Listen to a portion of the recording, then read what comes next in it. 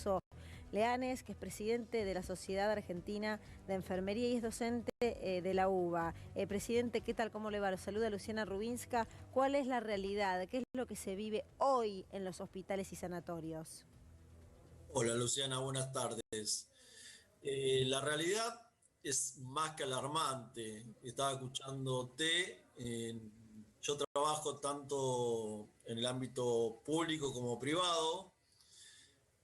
Por ejemplo, el Hospital de Clínicas, aparte de tener, de que tuvimos que agregar salas de terapia intensiva, no tenemos medicación para sedar al paciente que está con un respirador.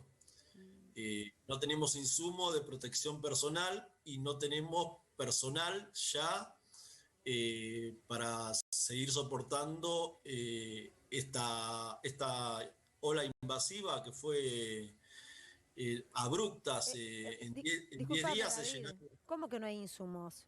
¿Y cómo se No, suple eso? no, mira, la verdad que lo suplimos.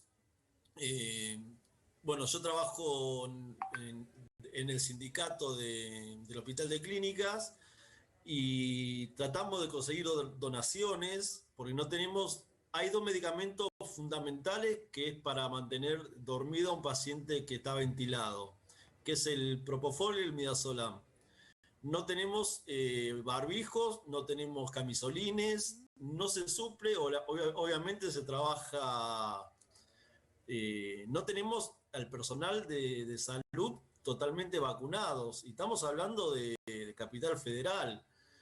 No hablemos de todo lo que es la región nacional, ¿no? Pero cuando vos decís, a ver, si no hay insumos y no se puede utilizar esa droga que se necesita para mantener dormida una persona que está intubada, perdón si hay algún concepto médico que no es claro, ¿cómo hacen? Mira, ¿Cómo hacen? se suple con ¿Donaciones otra de quiénes? droga, Ah. se suple con otra droga que se tiene que manejar con mayor cantidad. Igual nosotros tenemos, te estoy hablando de dos drogas que son fundamentales, pero tenemos, como te dije, yo trabajo en el ámbito público como privado, tenemos realidades diferentes. A Por ver. ejemplo, el hospital de clínicas no tenemos ni personal, ya no tenemos eh, personal de enfermería, tenemos enfermeros que están atendiendo 18 pacientes, abrimos salas de terapia intensiva nuevas, donde no tenemos insumos de protección personal. Como te dije, estamos pidiendo donaciones. Tenemos una reunión con la ministra Bisotti para ver si podemos, puede llegar algo de presupuesto para el hospital. Obviamente, de esto hacemos responsable a las autoridades, ¿no? Nosotros como trabajadores ya estamos, es más que evidente de decir que estamos agotados. También trabajo en el ámbito privado, donde tenemos ahí sí se nota más la ocupación de terapia intensiva. Tenemos casi un 90% del total de las camas ocupadas, con una diferencia de la ola anterior, que tenemos un rango etario que va entre los 30 y 50 años sin enfermedades prevalentes, que en la ola anterior teníamos un rango etario mucho más, con mucha más edad, y las terapias intensivas se fueron llenando paulatinamente. En esta oportunidad, con esta nueva cepa aparentemente más agresiva, en 10 días se llenaron las camas de terapia intensiva, con lo cual nosotros como Sociedad Argentina de Enfermería y como representante del gremio de sanidad y de la UBA, no entendemos la posición del jefe de gobierno de mantener la presencialidad en las clases, porque eso hace que se movilicen más de 100.000 personas, entre alumnos, docentes, no docentes, padres y madres, que ahí en el transporte público entendemos que es el foco de contagio. David, yo te escucho asustada, no sorprendida porque sé cuál es la realidad, pero nosotros hablamos con médicos, con enfermeros, de la ciudad, del resto de lo que ocurre en localidades en la provincia de Buenos Aires, y la situación es muy similar. El sistema de salud está al borde del colapso. ¿Cuál es tu mirada acerca de, tu mirada, me imagino que preocupante y negativa, de lo que puede pasar si no se toman otras medidas o si esa curva que estamos viendo tan elevada no baja? ¿En cuánto tiempo no va a haber camas en el sector público y en el sector privado? ¿O ya no hay, más allá de lo que vos mencionabas de la diferencia pequeña entre un sector y el otro? Mira, por ejemplo, nosotros en el Instituto Alexander Fleming, que es exclusivamente oncológico, ya no tenemos cama. Y eso que solamente atendemos pacientes oncológicos. Después, por ejemplo, yo recorriendo diferentes instituciones y hospitales, Tigre está derivando pacientes a Recife, Escobar tiene el 100% de las camas ocupadas, está derivando pacientes a municipios que ya tienen el 85%. Yo creo que si no se corta esta afluencia de la presencialidad en la escuela, en menos de 10 días vamos a tener ese 5% o 7% que falta, que queda de ocupación de terapias intensivas, la vamos a tener totalmente colmada. Pero lo más preocupante es que no tenemos, o sea, se puede armar terapias intensivas, se pueden armar hospitales modulares, pero lo que no tenemos es recurso humano para atender esos pacientes. ¿Se Se entiende? entiende perfectamente. El recurso humano porque está desbordado por la cantidad de pacientes que se acercan, porque aparte imagino un sector muy agotado, muy cansado, muy abandonado, muy desgastado, muy pero muy desgastado. Se ve en cada rostro de los que están en la primera línea de fuego, de lo que vivieron, de lo que viven y de ese agotamiento. Y también de la situación que vos mencionabas. ¿Cómo puede ser que, cuál es el porcentaje de enfermeros que están vacunados en la ciudad? El 60% estamos con la primera dosis y menos del 60% con la segunda dosis. En la ciudad de Buenos Aires estamos hablando. Por ejemplo, yo primero que todo quiero destacar el esfuerzo enorme que está haciendo el equipo de salud, todo el equipo de salud, porque cuando hablamos del equipo de salud parece que estuviéramos hablando solamente de médicos y enfermeros y nos olvidamos de que existen la mucama, que existen los técnicos, que existen los administrativos, que están expuestos, que estamos con miedo. Hace menos de 2 días murió justamente en el hospital Julio Méndez una enfermera esperando una cama de terapia intensiva 48 horas. El hospital de la Municipalidad de Buenos Aires, Ayer ¿no? contábamos la historia de la enfermera de Gilda Zurita, Tal cual, dramática. tal cual. Y bueno, los hospitales de la ciudad de Buenos Aires están con mucho menos insumo. Los enfermeros que aparte, yo vengo denunciando que faltan 80.000 enfermeros en la Argentina y que eso atravesó todos los gobiernos, que los principales formadores de recursos humanos de enfermería hoy son los sindicatos. De esos 80.000 enfermeros que faltan, el 80% tiene pluriempleo, o sea, 8 de cada 10 de nosotros tenemos doble empleo. Si nos contagiamos, Claro. faltamos a 2 lugares y se ve mucho más afectada la falta de recursos humanos, ¿no?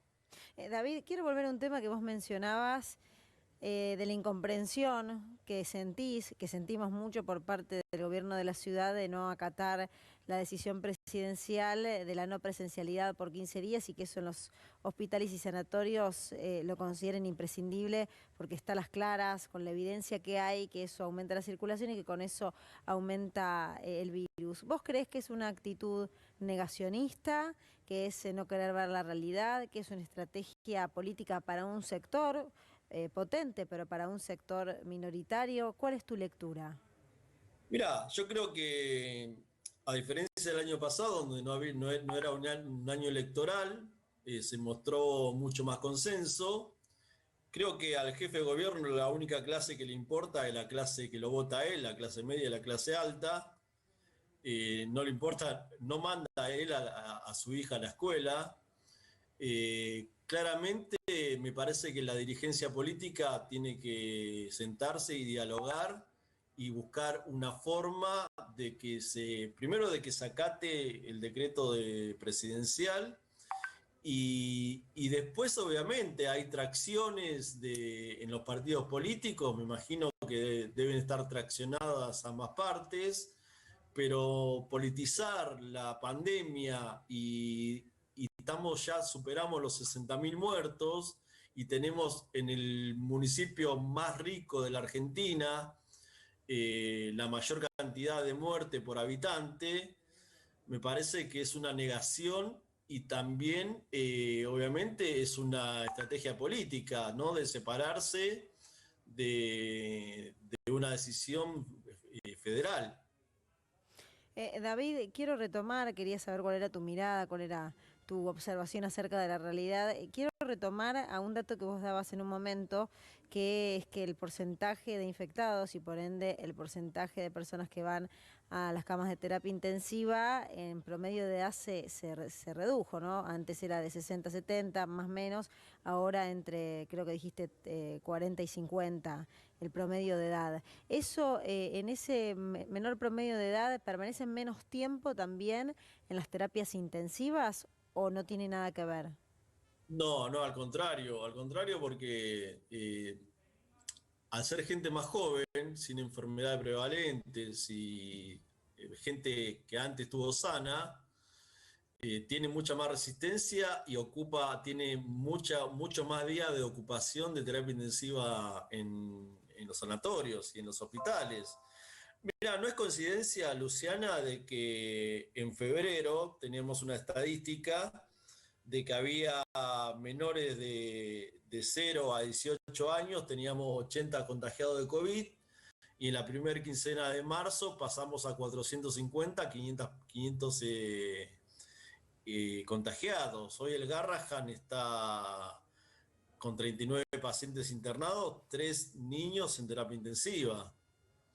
Algo que el año pasado no pasó. Nosotros queríamos que los menores eran vectores y hoy esta cepa claramente que mutó está afectando y no estamos tomando conciencia, o al menos el jefe de gobierno no está tomando conciencia, y si es una estrategia política me parece eh, terrible, terrible que se ponga una mirada política sobre la vida de la sociedad, ¿no? Mm. Y sobre la vida de las personas. David, vos mencionabas el agotamiento, el cansancio, la falta de personal médico. ¿Qué sienten? ¿Se sienten abandonados? ¿Se sienten menospreciados? ¿Qué siente hoy el personal médico ante estas situaciones políticas que se viven y estas decisiones que atentan contra el sistema de salud?